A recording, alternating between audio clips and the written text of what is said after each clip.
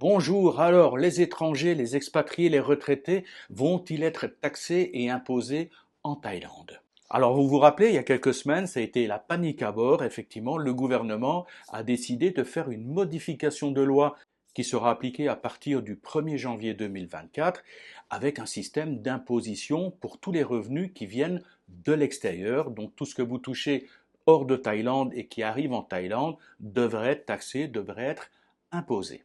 Mais bien sûr, ça ne concerne pas tout le monde. C'est vraiment, il y a eu un vent de panique incroyable et je comprends parce qu'il y a eu beaucoup de non-information, de désinformation, un système pour faire du buzz. Voilà, on raconte tout et n'importe quoi. On crée un petit mouvement de panique et on essaye d'avoir des vues et des vues et des vues. Alors, je tiens à rassurer directement, voilà, on va commencer par ça. Vous êtes retraité, non, vous ne serez pas imposé, rassurez-vous. Alors pourquoi et comment, c'est ce qu'on va voir un petit peu dans ce tutoriel, parce qu'avant de parler de quelque chose, ce serait quand même bien de le décrypter. Donc j'ai été pour vous sur les sites officiels, sites gouvernementaux et des sites spécialisés en anglais, en thaïlandais, pour voir de quoi il s'agissait exactement et qu'est-ce qui nous attendait par rapport à ce système d'imposition sur les revenus venant de l'extérieur. Alors si vous voulez regarder, cette modification de législation concerne le Code des impôts, plus précisément l'article 41 et encore plus précisément le paragraphe 2. Voilà, paragraphe 2, article 41 du Code des impôts, vous pouvez foncer, Code des impôts thaïlandais bien sûr, vous pouvez foncer et regarder par vous-même. Bien sûr, moi je vais vous l'expliquer en français de manière un peu vulgarisée parce que c'est vrai que les termes techniques, ça me prend la tête. Alors la réglementation actuelle, elle dit quoi? C'est que vos revenus, je vais prendre un exemple tout simple, vous êtes un résident thaïlandais ou un expatrié vivant en Thaïlande est considéré comme un expatrié une personne qui vit plus de 180 jours en Thaïlande sur une année, que ce soit en une fois ou que ce soit plusieurs séjours. Si le total fait 180 jours et plus, à ce moment-là, vous pouvez être imposé sur les revenus provenant de l'étranger, revenus de l'étranger qui y arrive en Thaïlande. Donc vous êtes expatrié ou vous êtes thaïlandais, on est en 2022 et tout le pognon que vous gagnez à l'extérieur dans un autre pays hors de Thaïlande de 2022, si vous l'amenez en Thaïlande durant l'année 2022, boum, c'est imposé. Par contre, si vous attendez le 1er janvier 2023 pour faire venir votre argent, plus d'imposition. Et c'est ça qui va changer, entre autres, parce que c'est pas ça le plus grave, croyez-moi. C'est ça qui va changer principalement, c'est de dire que tout le pognon qui est gagné par exemple en 2022, si vous le faites rentrer en 2023, vous serez quand même imposé, ça vous tombera quand même sur le coin de la cafetière. Alors c'est vrai que la question qu'on pourrait se poser, c'est se dire, mais pourquoi ils n'ont pas modifié? C'est vrai qu'il y a beaucoup de grosses sociétés qui touchent du pognon à l'extérieur, qui attendaient quelques jours pour passer en 2023, pour ramener leur argent et ne pas être imposés. Pourquoi ils n'ont pas changé cette réglementation avant? Parce qu'il y a quand même du pognon à se faire. Tout simplement parce qu'il y avait un problème de technologie. Il n'y avait pas les outils technologiques nécessaires que pour faire la surveillance dont on a besoin pour pouvoir justement vérifier quels sont ces revenus, ceux qui doivent être imposés, voir un petit peu les gens qui fraudent, faire des comparaisons et voir aussi ceux qui n'ont pas à être doublement imposés. Je parle de double imposition parce que effectivement la Thaïlande a un accord avec 61 autres pays, 61 autres, 61 autres, avec 61 pays à l'extérieur de la Thaïlande. Donc ils ont un accord avec 61 pays qui spécifie qu'il n'y a pas de double imposition. Pourquoi?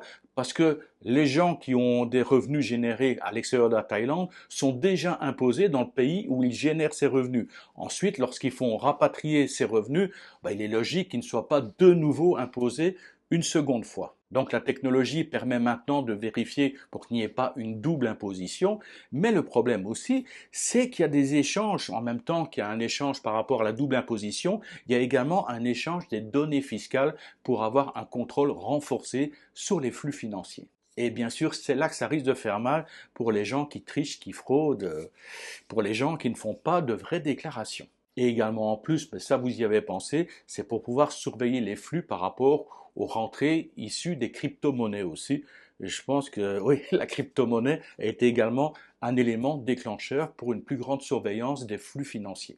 Donc en résumé, les retraités, vous êtes déjà imposés en France ou en Belgique, en Suisse, Voilà, je pense que tous ces pays ont des accords de double imposition, de non-double imposition, pardon, avec la Thaïlande. Donc, votre retraite a déjà été imposée, taxée, malaxée, ponctionnée, amputée depuis votre pays d'origine.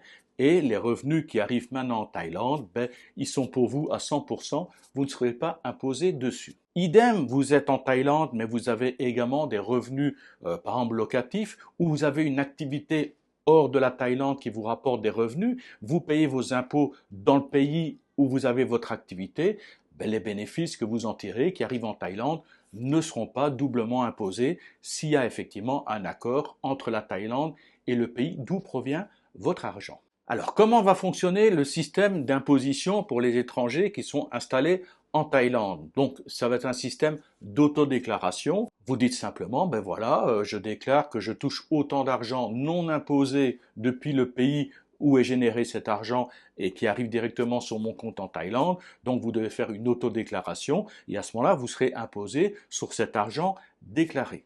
Alors là, je sais qu'il y en a qui commencent à se dire, waouh, waouh, waouh, cela fout un peu mal, parce que si effectivement je commence à déclarer les revenus que j'ai depuis l'étranger, parce que je suis digital nomade, parce que j'ai une chaîne YouTube, parce que voilà, je propose des formations, des services. Et puis je suis pas imposé puisque de toute façon j'ai pas de société déclarée, et puis j'ai pas le visa qui est adapté. Si jamais je déclare quelque chose, là je risque d'avoir des problèmes. Bon, rassurez-vous, les autorités savent parfaitement qu'il y a quantité de personnes qui sont installées en Thaïlande, qui sont digital nomades et qui sont dans la plus parfaite illégalité.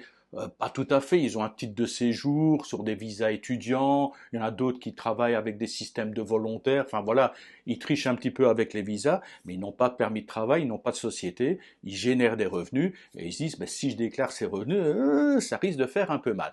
Donc les autorités savent parfaitement, et d'ailleurs ils en ont parlé, c'est ça que c'est intéressant de suivre un petit peu les actualités, justement le gouvernement parlait des digital nomades, alors je suis pas certain qu'ils vont faire une réglementation qui va enfin permettre aux digital nomades de s'installer en Thaïlande, je pense que c'est pas leur priorité, mais ils ont clairement dit, voilà, il y a approximativement 15 000 digital nomades installés en Thaïlande. Ils donnent les endroits précis, hein, parce que c'est vrai que les digital nomades se regroupent dans des endroits spécifiques.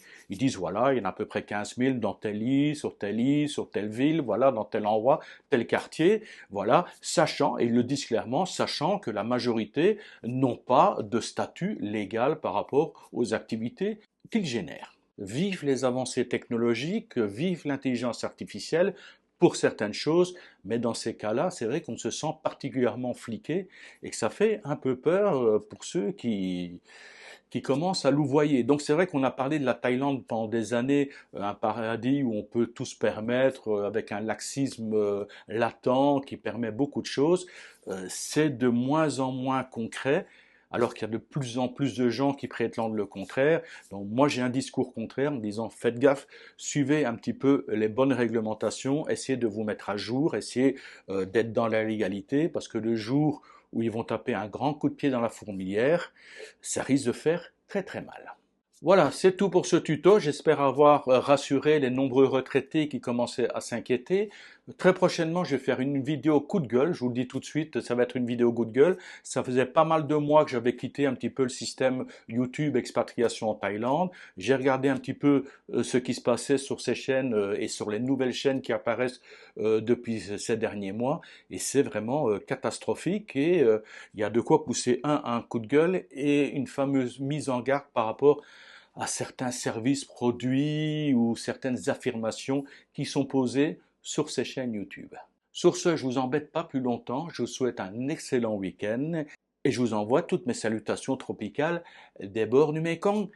Bye bye.